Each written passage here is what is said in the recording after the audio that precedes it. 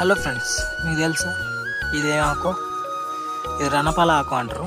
ఇది తింటే kidney stones కరుగుతాయంట. So నేను తింటున్నాను, నాకు స్టోన్స్ ఉన్నాయి.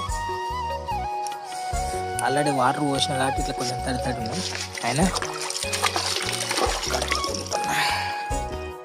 సో ఆకు రోజుకొక ఆకు తినాలి. ఎక్కువ తిన్నా పాయిజన్ లాంటిదంట. సో ఉదయం లేచిందంటేనే తినాలి. ఒకవేళ లేట్ చేసినాం అనుకో, సూర్యుడు వెళ్ళిన కొద్దీ ఒకరు ఎక్కువ అవుతుంది, ఫుల్గా ఎక్కువ అవుతుంది.